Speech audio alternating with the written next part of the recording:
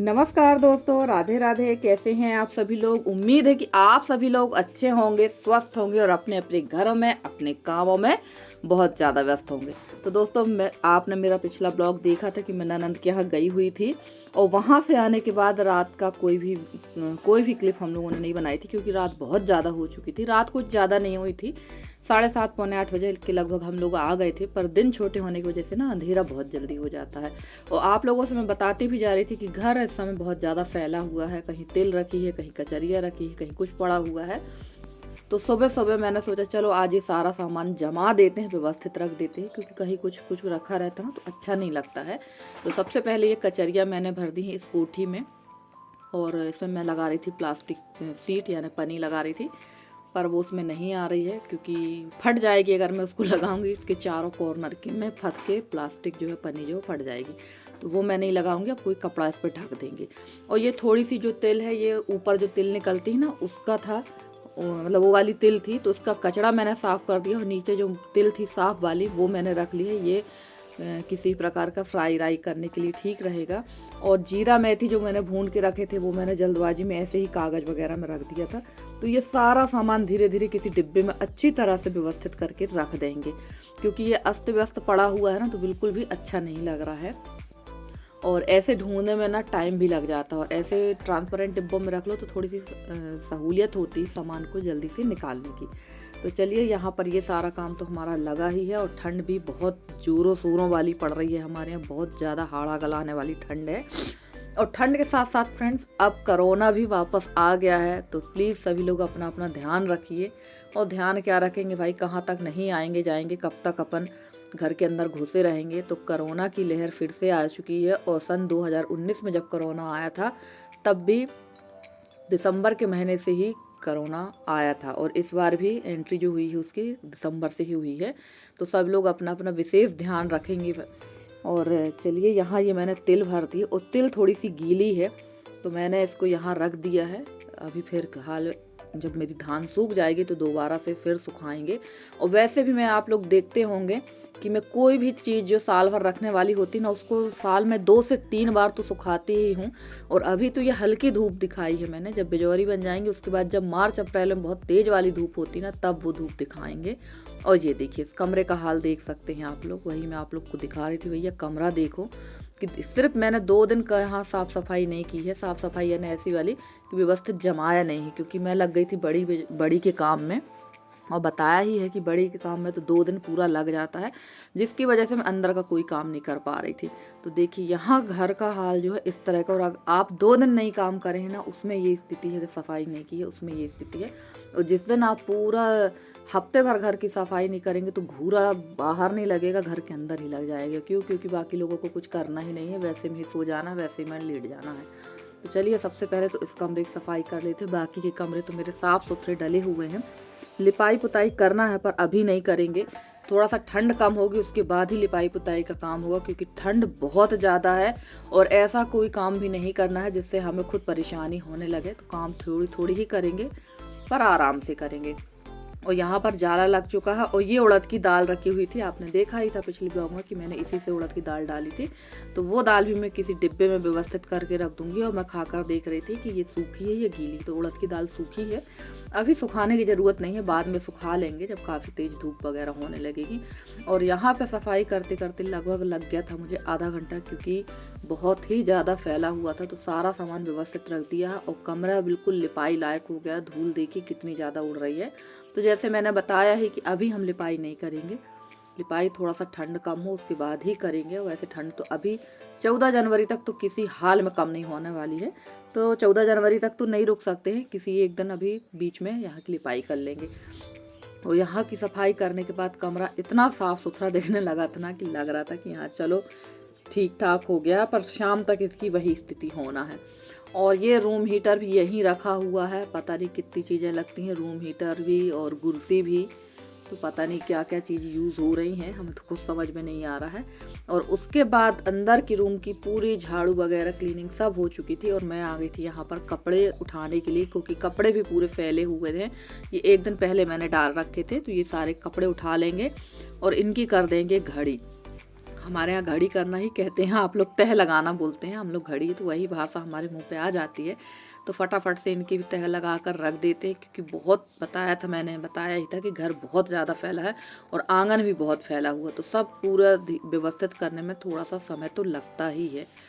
और यहाँ ये कपड़े जो है यशी भी देती जा रही थी, और यशी के भी ढेर भर के कपड़े थे। और मशीन में अगर आप शाम टाइम कपड़े धोते हैं तो बस यही स्थिति होती है कि आप शाम को कितना भी ड्रायर में लगा दीजिए मशीन कपड़े, आपको शाम को कपड़े उतने ज़्यादा सूखे नहीं मिलते हैं, क्योंकि धूप बहुत ज़्यादा कम हो रही है इस समय।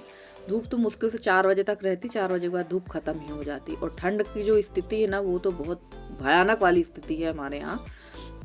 और अंदर का सारा काम मैंने समेट दिया था और यसी से बोल दिया है खाना बनाने के लिए, क्योंकि ये जो दाल रखी है चने की दाल, ये बहुत दिनों से रखी है और ये एकदम गीली है, क्योंकि चना हमेशा फुलाकर ही दराया जाता है। अब आप लोग बोलेंगे दीदी इस टाइम पे चना दराया है आपने, तो ये बीज वाला जो चना है जो खेतों में बोनी हुई थी ना, वो चना बच गया था, तो इसको धोना ही पड़ गया। ये ज़्यादा नहीं था, 5-6 किलो के लगभग था, और इसको इसलिए धोना पड़ गया क्योंकि मैंने बीज रखा था इंजेक्शन डाल के, तो ये खाने का काम का नहीं था, इसलिए मैंने इसको अच्छी तरह से धोकर और फुला दिया, ताकि इसका जो इंजेक्शन वाला जो इसका असर है ना, वो ख़त्म हो जाए और इसकी बना वाली है दाल। तो ये खाने के काम का नहीं रहा, वरना चना तो बहुत अच्छा था ये। तो काफ़ी दिनों से ये रखा हुआ है, लगभग दिवाली के बाद से ही ऐसा ही रखा हुआ, तो मैंने सोचा चलो इसको फटक के रख ही देते हैं। लेबर तो इस समय आ नहीं रही है, और हर काम के लिए हम लेबर पर भी डिपेंड नहीं रह सकते ना, क्योंकि हर छोटा छोटा काम अगर लेबर करने लगे तो हो गया। तो मैंने सोचा चलो इसको ही फटक के रख लेते हैं, और ये जो चुनी है ये आ जाएगी गाय वगैरह के खाने के काम पे। तो इसको ये सब करते करते मुझे बज गया था 11:30 पौने 12, क्योंकि टाइम इतनी जल्दी भागता है ना कि पता ही नहीं चलता है कि कैसे इतना जल्दी से निकल जाता है समय। सुबह से उठने के बाद भी काम की स्थिति यही होती है। तो चलिए फटाफट से सब साफ सुथरा कर लेते हैं। और यहाँ मैं धूप के हिसाब से बैठी थी, पर धूप ना मुझे नहीं लग रही थी, और देखिए हवा इतनी तेज चल रही थी कि जितना मैंने इसको फटका था ना, उतना ही ये पूरा कचरा जो है, जो इसकी चुनी चोकर थी, वो पूरी दाल में आ गई थी। और ये देखिए दाल भी पूरी गिर गई थी इसके ऊपर। तो फटाफट से अब यहाँ पर ना मैंने मुंह दूसरी दिशा पे कर लिया था, जिस तरफ मेरा मुंह था उस तरफ पीठ कर ली, और जिस तरफ पीठ थी अब उस तरफ मुंह कर लिया। तो यहाँ पर मैं फटक रही, तो देख सकते हैं आप लोग, हवा बहुत ज़्यादा परेशान कर रही थी, समझ में नहीं आ रहा था कैसे बैठूँ, क्योंकि ना जहाँ पर धूप नहीं थी उस तरफ बैठने का मन नहीं हो रहा था, ठंड की वजह से काफ़ी ठंड लग रही थी। तो मैं ये सोच रही थी कि धूप भी मुझे मिलती जाए और मेरा काम भी हो जाए। और बनियान अगर पहन के ये काम करते तो पूरे उसमें धुंध ही धुंध हो जाती। तो ये सारे जो काम होते हैं डस्टिंग वाले ना, ये सारे नहाने के पहले कर लो तो ज़्यादा बेहतर होता है। तो फटाफट से सारे काम निपटाएंगे, उसके बाद करेंगे अगला काम।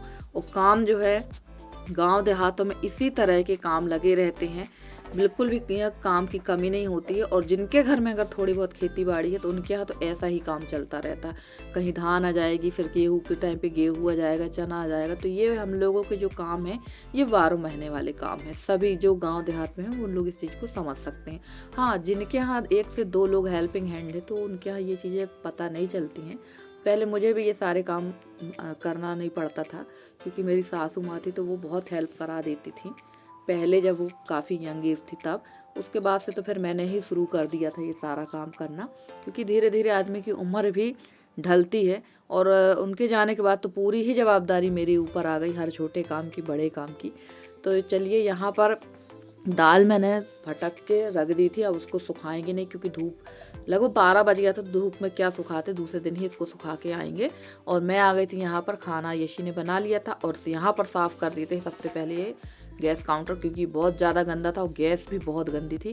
क्योंकि बच्चे उस हिसाब से काम नहीं कर पाते जितना तरीके से हम लोग करते हैं, पर सिखाना हम लोगों का कर्तव्य है, क्योंकि हम लोगों को भी धीरे धीरे सारी चीज़ें सिखाई गई थी। और अपन कितने भी परफेक्ट होकर आ जाए सुनना, तो यही मिलेगा कि ये काम सीख कर नहीं आई हो क्या। तो ये मेरे साथ भर नहीं है, हर औरतों के साथ होता है, कितना भी हम परफेक्ट होके जाएं, सुनना हमको यही पड़ता है कि सीख के नहीं आई हो। तो धीरे धीरे सारी चीज़ें मैं यशी को भी सिखा रही हूँ, ताकि वो भी मेरी हेल्प कर सके, और भविष्य में कभी उसको किसी प्रकार की कोई परेशानी ना हो। हर काम आना चाहिए, नहीं ये हो जाएगा कि माँ से तो सब बनता है, बेटी से कुछ भी नहीं बनता। तो चलिए यहाँ की सफाई हो चुकी है, और सबसे अच्छी बात ये हुई है कि इस गैस काउंटर में ना सीमेंट लगाने के बाद ना इसमें सफाई करने में बिल्कुल दिक्कत नहीं जा रही है, बड़ी आसानी से यहाँ पर सफाई हो जाती। और नहा धोकर सीधे मैं पहुँच गई हूँ ऋषि लोगों के यहाँ, क्योंकि आज इनके यहाँ भी बड़ी का प्रोग्राम है, यानी बड़ी बन रही है, बड़ी बिजोड़ी। और कंघी वगैरह कुछ भी नहीं की थी और तत्काल मैं नहाकर सीधे यहाँ आ गई थी। गैस साफ़ किया था मैंने, यहाँ आ गई थी मैं। खाना भी मैंने नहीं खाया है। तो यहाँ पर इसकी बन रही थी बड़ी बिजोड़ी और धूप काफ़ी कम हो गई थी, तो धूप की वजह से हल्के से बादल हो गए थे, जिसकी वजह से ना ये डर लग रहा था कि जल्दी ही बन जाएंगे, क्योंकि ना उड़द की दाल बहुत जल्दी ख़राब हो जाती है। और ये मेरी देवरानी है, यानी सक्षम की मम्मी, जो आप लोग देखते हैं ना, सक्षम मेरे यहाँ था, उसकी मम्मी है और देवरानी भी है और मेरे मायके से मेरी बुआ लगती है रिश्ते में, तो हम लोग दोनों बुआ भतीजी हैं। तो यहाँ पर हम लोग बैठ गए थे बड़ी बनाने के लिए। तो ये बन रही है अभी कुम्हड़ा की बड़ी, यानी भूरा कुम्हड़ा की, और थोड़ी सी इसने बनाई है लौकी की बड़ी। अब आप लोग सोचेंगे कि दीदी लौकी की बड़ी कैसी बनती है, तो जैसे हम उड़द की दाल में सारे मसाले डालते हैं भूरा कुम्हड़ा के साथ, वैसे ही लौकी डाल देते हैं। उसमें भूरा कुम्हड़ा नहीं डालते हैं, लौकी को कद्दूकस करके डाल देते हैं। तो ये भी खाने में बहुत अच्छी लगती हैं और बहुत कहना चाहिए हल्की होती हैं, किसी प्रकार की मतलब नुकसानदायक नहीं होती।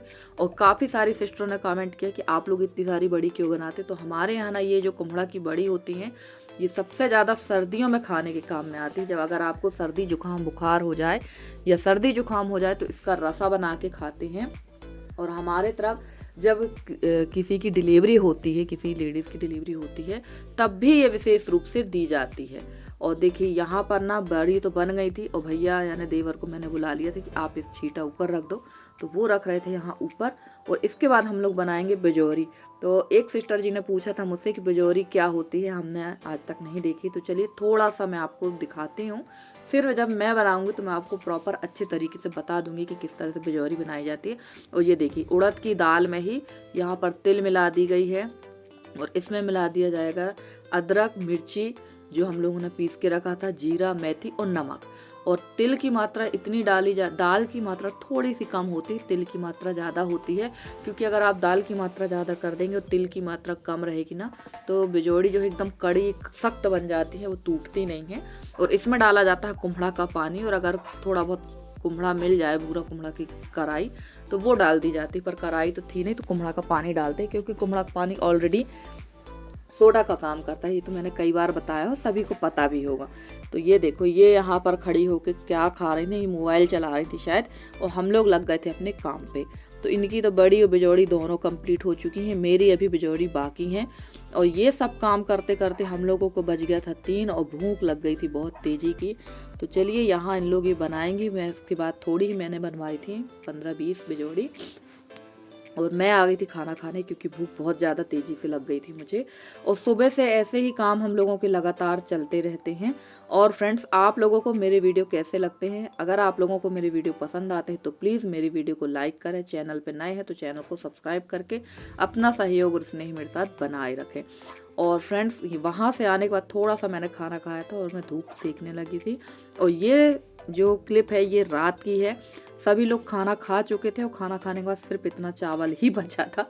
तो मैं इसको कर रही थी जीरा फ्राई, और ठंड तो अपने चरम पे है ही। और मैंने सोचा था जीरा फ्राई खा लेंगे, अकेले के लिए कौन खाना बनाए। और सुबह भी ढंग से खाना नहीं खाया था मैंने, और ये पोहा रखा हुआ था, ये भी कर लेंगे। तो मैंने सोचा था कौन अपने लिए खाना बनाए, पर कहते हैं ना कि ऐसा रूखा सूखा खाना सच कहूँ तो मैं नहीं खा सकती, क्योंकि काम दिन भर करो तो खाना थोड़ा ढंग का होना ही चाहिए। और मुश्किल से मैंने 1 या 2 चम्मच ही चावल खाया था, उसके बाद फिर मैंने नहीं खाया, ऐसे ही मैं सो गई थी।